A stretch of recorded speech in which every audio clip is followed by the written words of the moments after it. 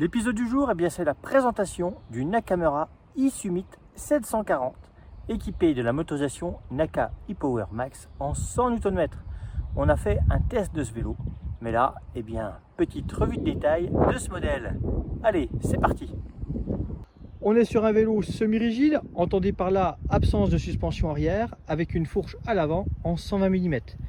Un bloc magnésium avec serrage rapide et axe boost en 110 par 15 mm avec serrage rapide s'il vous plaît. Et puis en termes de rigidité, elle fait le job, pas de souci. On est sur une précontrainte mécanique au niveau ressort pour la compression avec un réglage en compression pour pouvoir bloquer éventuellement la fourche pour ceux qui veulent quelque chose de plus dur dans les montées. Donc une position fermée et une position ouverte pour cette compression. Par contre, pas de réglage de détente au niveau du bras droit et bien sûr pas non plus au niveau du bras gauche. Disque de 180 mm Shimano avec une petite série de freins Shimano M201, efficace, sans problème. Poignée Locon de chez Hermans avec un bon grip et un ensemble potence cintre sans marquage, basique en aluminium. Sous le pouce, la commande avec le contrôleur, avec une aide à la marche et 4 niveaux d'assistance.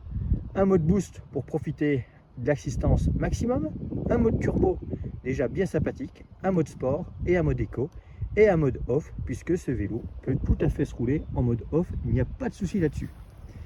Cadre aluminium avec des tubes hydroformés, avec une peinture époxy Made in France et des stickers au niveau vinyle qui sont sous le vernis époxy. Donc là, en termes de finition et de durabilité, on n'est pas mal du tout. Batterie intégrée, où là on est sur une batterie en 460 Wh, de quoi déjà bénéficier d'une bonne petite autonomie. Ce vélo est en 27,5 avant-arrière, avec des pneus d'une bonne section, ce qui permet, comme vous avez pu le voir dans le test, pas mal de petites fantaisies. Bon, moi pour le coup, je l'ai monté en pédale automatique. On est sur des manuels avec un bon low profil pour pas avoir les malléoles qui touchent. Par contre, au niveau du Q-Factor, on est à mon avis à peine plus large que ce que je roule d'habitude. Et puis au niveau du reste de la transmission, on est sur un ensemble micro-shift. Alors micro-shift, beaucoup d'entre vous ne connaissent pas. Il s'agit d'un nouveau venu dans le domaine de la transmission avec une fonction un petit peu identique au Shadow Plus de chez Shimano puisque les dérailleurs Advant sont équipés d'un système à embrayage qui permet de durcir la chape lorsqu'on roule et de désarmer celle-ci pour démonter la roue. Voilà, même principe qu'un Shadow Plus dans la fonction, mais par contre un mécanisme totalement différent. On aura l'occasion de reparler de tout ça. Et puis une cassette e-bike 100% acier spécifique en 9 vitesses et une chaîne renforcée, mais à mon avis, vu la puissance du moteur avec les 100 Nm, elle risque de souffrir. Au niveau des jantes, on est sur de la jante alu double paroi, mais sans œillet. Donc on n'est pas sur des roues forcément très résistantes. Donc pour ceux qui auraient une pratique un petit peu hardcore, ça peut être le point faible. Et puis au niveau du freinage, à l'arrière, disque de 160. C'est un petit peu la norme sur un semi-rigide. 180 devant, 160 derrière. Ça, c'est plutôt courant et standard. Et puis surtout un axe traversant de 12 mm par 148 à l'arrière. Ça, c'est plutôt pas mal. Ce vélo, il peut être équipé d'un porte-bagages, les œillets sont présents, donc vous pouvez vraiment faire un utilitaire sans problème. Vous pouvez également l'équiper avec une tige selle télescopique. Ce vélo, on est sur un vélo à moins de 1600 €.